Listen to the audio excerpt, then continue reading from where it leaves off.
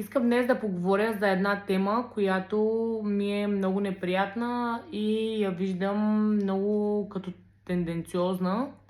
И това е как вярваме на всякакъв вид нелеп маркетинг.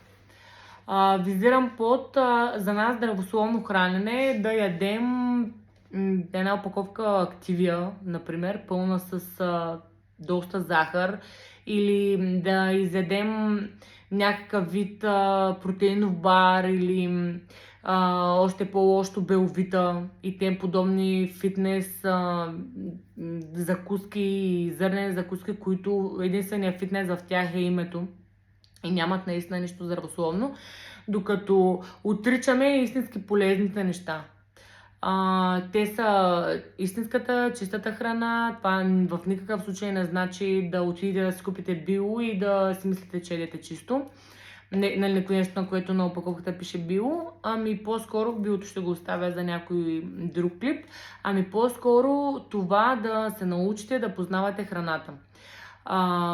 Вкуса на една активия, например, може много лесно да се замени с едно обикновено кисело мляко, което ще ни помогне, защото е богато на пробиотик, като към него добавим доза протеин на прах. Ако има хора, които не искат да използват протеин на прах, могат да използват беца, което е вкусено, могат да използват, ако щете, и агаве или мед и да докарат пак същия вкус на едно подсладено мляко, което е доста по-полезно. Една любима, много интересна моя комбинация е кисело мляко с кокосова захар. И става супер вкусен карамелен привкус заради самата кокосова захар, която всъщност съм си правила изследване, е доста богата на много минерали, които са важни за организма. Замяната на една зърнена закуска фитнес може да стане, когато си купим едни обикновени пълнозърнести увесени ядки. Към тях прибавим някакъв микс от сурови ядки и ако искаме да имаме някакви частици, нещо, което да прибавя сладост, можем да си сложим най-обикновен черен шоколад, натрушен, или има такива с еритритол, като капки, мисля, че се водят, където са за влагане в бисквитки, и да си да направим по същия начин една много добра увесена закуска, вместо тази, която е на фитнес. За замяна на протеиновите барове, аз препоръчвам просто да се правят протеинови барове вкъщи. Най-лесната замяна на протеинов бар е, например, да смесим един банан с една доза протеин и авокадо. Може да сложим малко и форми или паста от форми. Слагаме в хладилника да замръзне и на сутринта разрязваме. Опаковаме се го по избор, дали в фолио, дали в някаква малка кутийка, взимаме с нас на работа в деня. Нали, като това са най-базови такива примери, за които се сещам, провокирана от една реклама на натурален сок, в която дават как разни хора тренират и отдолу рекламата се спира и казват: стига глупости, ако искаш да си здрав, просто пи един натурален сок. Не знам дали има човек още, който вярва, че има нещо полезно в натуралните сокове. Натуралните сокове, първо, че супер рязко дигат кръвната захар и са пълни с консерванти, с всякакви отцветители и пълнители вътре от една страна, а от друга страна не ни дават никакво здраве. Дори да имат някакви добавени витамини, те са от синтетични витамини. Не, че имам нещо против тях, но е много по-добре да изпием едно смути, един фреш, ако не се пие нещо сладко, и да заменим този сок. Нали, особено да го даваме на децата си, където виждам масово, нали, по-пълнички деца, дечица с развалени зъби, хиперактивни и така нататък.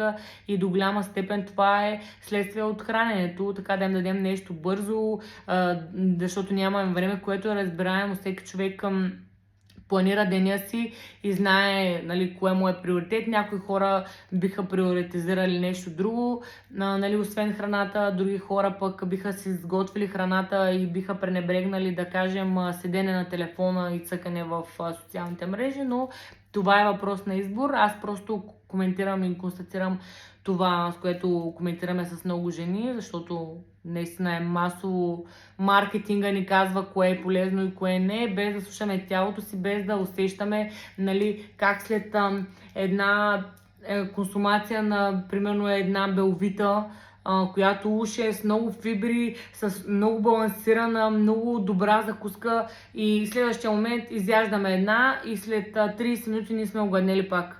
Нали, идеята на фибрите е точно това, че те те държат сит. Нали, ако е балансирано, както казват нали, производителите, няма да огладнем пак след 30 минути и да нали, този пик на кръвната захар после спати да търсим нещо отново да ядем. Затова в този случай е най-добре да използваме истински храни, където наистина са богати на фибри. Това са плодове, зеленчуци. Ясно е, нали, човек като изяде една купа салата, говорим чиста, ако си я приготвил вкъщи, например, и е сложил разни семена, той остава нахранен, в повече случаи, ако познава сигналите на тялото си, за поне 2-3 часа. Нали, от една страна, от друга страна, калорийната стойност на тази салата е по-ниска от калориите, които организма ще изхъби, за да може да я обработи. Един вид изяждаме една цяла маруля, която да кажем 60 калории, а организма ни зависи от метаболизма, говоря само приблизително с пример, организма ни ще изхарчи 100 калории, за да обработи, защото все пак това са процеси на затопляне, на храносмилане, на ензими и така нататък. Те си работят, те дърпат калории за работата си, затова са калориите, това не са просто някакви числа, където влизат в тялото ни и излизат, те са точно тази система, която ни поддържа, точно това гориво. И така, зеленчуците, повечето зеленчуци, да не кажа почти всички, са с обратна калорийна стойност, така де те имат по-малко калории, отколкото тяхното обработване ще отнеме на тялото ни, за да бъдат преработени. Нали, сега, ако не я залеем с 2 литра зехтин, например, то тогава вече калориите се качват доста. Искам само да кажа, защото на много хора не им е ясно и обичат да поливат салатата си. Една лъжичка зехтин или масовите масла, шарлан, колкото да са полезни, съдържа 120 калории. Много по-полезно ще, аз също съм за маслата, нали, в някои случаи, един път на ден са супер, по-скоро даже един път на няколко дни, но много по-добре е да сложите целият продукт. Ако искате зехтин, сложете просто няколко маслини. Ако искате слънчогледово олио, сложете просто цели семена. Ако ще, дори ги натрушете леко, за да могат да си пуснат в такава мелничка или дори на блендер с вода. Може да се направи дресинг, например слънчогледови семки с малко просол и с вода. Става страхотен, прекрасен дресинг, който е много по-вкусен, отколкото просто да изсипим нали, масло е така някаква мазнина. И доста по-полезен, доста по-добре за усвояването. Ще нахраним доста по-добре така на чревната си флора, отколкото една мазнина, която ще мине за мен. Пак казвам, аз съм много за мазнините, въобще не съм против тях. Те са доста важни и за мъже, и за жени, за производството на хормони, за коса, кожа и ногти. Това е, което се сещам. Ще гледам да държа клиповете по 10 минути, да кажа основното. Това е по темата, която исках да говоря за маркетинга. Добре е да се научим да познаваме храните, добре е да се научим да слушаме сигналите на тялото ни. Писала съм пост, когато за хранителните нужди. Ако изведнъж отрясне се доеде сладко, това не винаги означава, че не се яде сладко. Това означава, например, че имаме нужда от бърза енергия. Бързата енергия може да дойде и от друг вид, от плодове, от бял рис, от картоф и така нататък. Не е нужно да сгънем 2 круасана на 7 Days или примерно един шоколад и да си кажем, аз имах нужда от бърза енергия. Та така, трябва да се научим да вкарваме правилните неща в тялото си, за да може да изглеждаме добре отвътре навънка. Защото ако искаме да имаме коса, кожа, ногти, правилно протичащи процеси, да се изглеждаме и да се чувстваме енергични, това идва от храната. Никаква добавка, пак казвам, добавката е за да добави. Никаква добавка или лекарство не би ни свършила толкова добра работа, колкото правилното хранене. И разбира се, здравето на червата, защото дори да ядем най-хубавите скъпи храни, ако имаме някакъв проблем с ензимите или с бактериите в тялото, в червата ни, просто усвояването на дадена храна няма да е толкова добро или няма да е почти никакво. Аз в предния клип обясних как хапах супер много месо, обаче желязото ми се беше ниско и това излезна, че просто имам проблем с усвояването на месото. Нали, ето, ядеш големи количества месо, но не получаваш това, което трябва да получиш.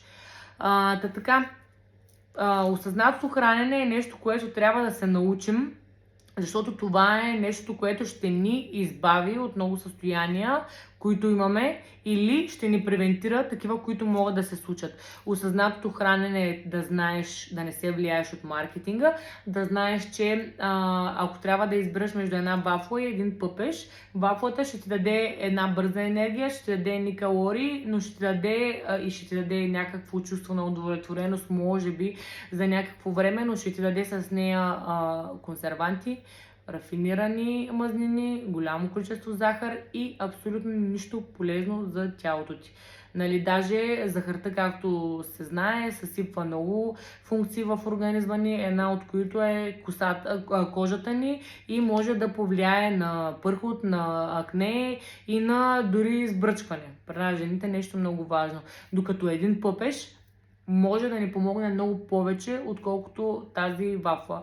С вкуса на плодовете, знам, много хора казват, не обичам плодове, което за мен е много странно. Аз обожавам плодове и даже ако бих избрала между плато с плодове и плато с всякакви сладки, ще избера платото плодове, защото наистина естествената храна ми влияе много добре и ми е много вкусна. Та осъзнатото решение е да знаем, че в този пъпеш има едни витамини, едни минерали, които на нас днес са необходими, за да сме живи, за да изглеждаме добре, за да се чувстваме добре, за да сме енергични. И по темата искам да кажа, че съм пробвала, не е тотално за мен това за дълъг период, но съм пробвала пролетта да минавам на суровоядство за няколко дни. Това са моментите, в които съм си, дори на няколко часа сън, съм ставала като, да го кажа така, като пушка. Наистина, ставам от леглото и съм супер зарядена с енергия, на мозъка ми работи по един доста добър начин, възприемам информация, не се чувствам изморена, не се чувствам затлачена и всичко е наред. Осъзнатото хранене е това да може да вземем този осъзнат избор, да не сме подвластни под рекламата, в която ни казва, нали, пийте натурален сок, за да се чувствате добре и да чуете това, което иска тялото ви. И ако, нали, сега в случая, ако той ви казва искам сладко, помислете дали по-скоро не сте заглушили с годините ядене на сладко исканията на тялото си. Пробвайте с по-сладки плодове в началото, например банани, папая, пъпеши, сладки, деликатесно грозде и вече после може да минете и на плодове като ябълки, круши и така нататък, сини сливи, които са по-степчиви на вкус, където си имат своите ползи. С една дума, от по-сладко, като премахвате захарта, ще има един момент на адаптация, в който вие ще можете да се адаптирате към, ако допреди една ябълка не ви е била сладка, защото сте пренаситили вкусовете си рецептори с захар, то след някакъв период от време тази ябълка, ще ви се усети наистина много сладка и ще си кажете, леле, как така не съм усещала вкуса на храната до сега. И не само с сладкото, това като цяло е с доста храни ще ви се случи. Добре, мисля, че казах, което исках да кажа. Ще се радвам в коментари да се получи някаква дискусия. От предишното ми видео, където ставаше въпрос за кожата, доста жени си писахме, надявам се да съм им помогнала по някакъв начин, защото още тогава казах, знам какво е да се виждаш в огледалото и да не виждаш себе си, а да виждаш една болна кожа. Та ще се радвам и сега, ако променя мисленето на някой за храната, на някоя жена, или ако тя ми пише и се запишем по темата, ако аз мога да съм и помогна, ако аз мога да съм и полезна, ако мога да я помогна с някакви съвети, насоки, а защо и не с хранителен режим, който може да и помогне и да постави фундамента за един правилен и адекватен начин на хранене. Благодаря за отделеното време. Времето е най-ценният ресурс, затова гледам да държа и клиповете малко по-къси, да кажа доста информация, която съм чула, видяла, прочела и изпитала в по-малко време, за да може, ако някой има нужда, да вземе от нея, но ако някой няма нужда, да не отнемам от времето му като празна информация. Благодаря за отделеното време и прекрасен ден и спортни резултати!